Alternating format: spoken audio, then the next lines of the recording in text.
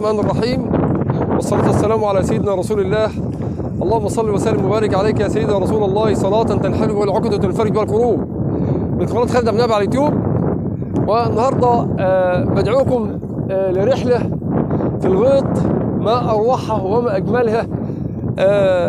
النهارده أول يوم في الشتاء. طبعا النهارده تقريبا 29 أو 28. النهارده كام يا أستاذ عبد المنعم؟ تقريبا ما اعرفش 28 او حاجه 12 2023. النهارده مباراه الاهلي واوراوا الياباني على المركز الثالث ان شاء الله باذن الله عز وجل. المركز الثالث والرابع ان شاء الله ربنا يوفق الاهلي العالمي باذن الله عز وجل ويكسب المباراه ان شاء الله، ويكون الفوز والنصر حليف مصر باذن الله عز وجل والنادي الاهلي العظيم. الكل طبعا نايم في الوقت تحت البطاطين، و اللي بيتدفى واللي بيشرب شاي لكن تطلع في رحله. انت عارفين اللي ورايا دي ايه؟ دي قريه الفتح الشيخ يوسف وقريه متلوزه، محافظه دقهليه او مركز المنصوره محافظه دقهليه.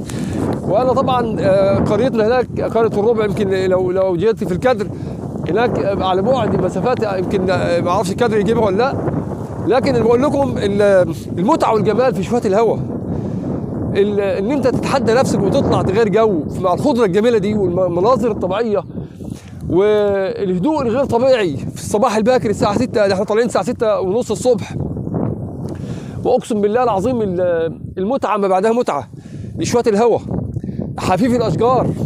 شوف كده، استسمح الباشمهندس عبد المنعم يجيب شوف الاشجار كده، شوف الاشجار مع الشمس. طبعا يمكن الاضاءه جايه يعني يمكن تكون صبره شويه عكس الشمس، لكن شوف الهواء الصبح يمكن سامعين الصوت في المايك. حاجه جميله جدا. الميه كمان، هات منظر ميه يا استاذ عبد المنعم. يعني قولوا لي، طبعا احنا طالعين الصبح. ايام زمان كان الفلاح الارض دي مردومه دي ابوها فلاحين، لكن صعب النهارده ما تيجي تلاقي يعني فلاح في الارض ولا حاجه، لكن بتطلع تغير جو. شوف المتعه، الماء والخضره والوادي الحسن. ما اجمل وما اروع ان انت تعيش مع نفسك ومع حياتك وتغير الجو كده. النهارده يوم الجمعه تطلع تقرا سوره الكهف، تصلي على رسول الله، يوم تسبيح، يوم ذكر. يعني ده اجمل يوم على وجه الارض. هذا يوم الجمعه هو اجمل يوم على وجه الارض واخير يوم على وجه الارض. فيه خلق آدم وفيه تقوم الساعة.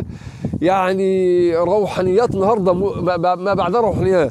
خد البندقية الصوت بتاعتك واطلع اصطاد.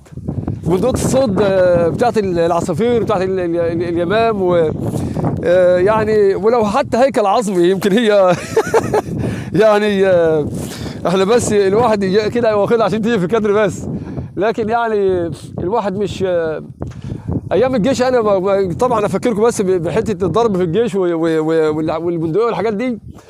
كنت مره انا دخلت الجيش بتاريخ 3/10/92، كنت دفاع جوي وترحلت للجيش طبعا الثالث العظيم، وجيش مصر هو خير اجناد الارض، ولي عظيم الشرف ان انا خدمت في الجيش العظيم يعني. وطبعا الحمد لله رب العالمين كانت اول مره في حياتي اضرب نار. فالمهم الضابط واقف انا نايم على الارض كده واضرب يا خالد عبد النبي، وجيت اضرب لقيت الطلقه بتعمل زو زو كانت اول مره في حياتي اضرب نار. فيعني الواحد يعني بيعيش ويتعلم. فاهرب في شويه الهوا، شويه المتعه. خليكم معايا والله العظيم متعه ما بعدها متعه. بس انا عايزكم تتمتعوا بالخضره والمباني والهواء الطلق والخلاء. اطلع غير جو، خد زوجتك واطلع غير جو، خد اولادك واطلعوا غير جو. اطلع افطروا في الغيط، اطلعوا اشربوا كوبايتين شاي في الغيط، اي حاجه تغيير جو. ما ده الفلاحين، هي دي عيش الفلاحين. هتروح فين؟ لا في مصيف ولا فيه بحر ولا فيه مثلا يعني حمام سباحه. لا اطلع غير جو، خد غير جو. شوف شويه الهواء دول متعه من بعدها متعه، عالم تاني خالص. يا رب اكون وصلت لكم حاجه جميله، معلومه جميله. يكون الفيديو ده حاجه كده راحه للقلب والعين وطمأنينه.